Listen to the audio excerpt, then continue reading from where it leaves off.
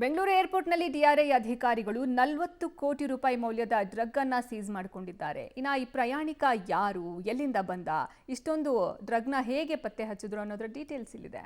40 ಕೋಟಿ ಮೌಲ್ಯದ cocaine drugs seize. ವಿದೇಶದಿಂದ ಬೆಂಗಳೂರಿಗೆ ಸಪ್ಲೈ ಆಗಿದ್ದ ಡ್ರಗ್ಸ್.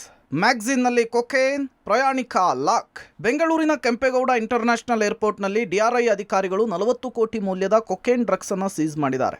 ಫಾರಿನ್ನಿಂದ ಬೆಂಗಳೂರಿನ ಕೆಂಪೇಗೌಡ ವಿಮಾನ ನಿಲ್ದಾಣಕ್ಕೆ ಬಂದಿಳಿದ ಪ್ರಯಾಣಿಕನನ್ನ ತಪಾಸಣೆ ಮಾಡಿದಾಗ ಬರೋಬ್ಬರಿ A1 ಕ್ವಾಲಿಟಿಯ 4 kg ಕೊಕೇನ್ ಸಿಕ್ಕಿದೆ. ಅಂತಾರಾಷ್ಟ್ರೀಯ ಮಾರುಕಟ್ಟೆಯಲ್ಲಿ ಇದರ ಮೌಲ್ಯವೇ ಬರೋಬ್ಬರಿ 40 ಕೋಟಿ ಮೌಲ್ಯ ಅಂತ ಅಂದಾಜಿಸಲಾಗಿದೆ. ದೋಹಾದಿಂದ ಬೆಂಗಳೂರಿಗೆ ಬಂದಿದ್ದ ಪ್ರಯಾಣಿಕನ ಬ್ಯಾಗ್ ತಪಾಸಣೆ ವೇಳೆ ಡ್ರಗ್ಸ್ ಪತ್ತೆ.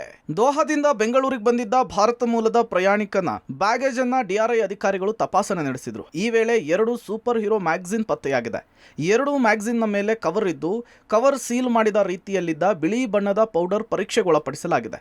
ಪರೀಕ್ಷೆಯ ವೇಳೆ ಕೊಕೇನ್ ಅಂತ ಹೇಳಿ ಪಾಸಿಟಿವ್ ರಿಪೋರ್ಟ್ ಬಂದಿದೆ. ಮ್ಯಾಗಝಿನ್ ಕವರ್ ಮೇಲಿದ್ದಂತಹ ಕೊಕೇನ್ ಅನ್ನು ಸಂಗ್ರಹ ಮಾಡಿದ್ದು ಸುಮಾರು 4 kgಯಷ್ಟು ಕೊಕೇನ್ ಜಪ್ತಿಯಾಗಿದೆ. ಅಂತಾರಾಷ್ಟ್ರೀಯ ಮಾರುಕಟ್ಟೆಯಲ್ಲಿ 40 ಕೋಟಿ ಮೌಲ್ಯದ ಕೊಕೇನ್ ಅಂತ ಹೇಳಿ ಅಂದಾಜಿಸಲಾಗಿದೆ. ಕೊಕೇನ್ ಸಾಗಾಟ ಮಾಡಿದಂತಹ ಪ್ರಯಾಣಿಕನನ್ನ NDPS ಆಕ್ಟ್ನ ಅಡಿಯಲ್ಲಿ ಬಂಧಿಸಿರುವ ಡಿಆರ್ಐ ಅಧಿಕಾರಿಗಳು ಜೈಲಿಗಟ್ಟಿದ್ದಾರೆ.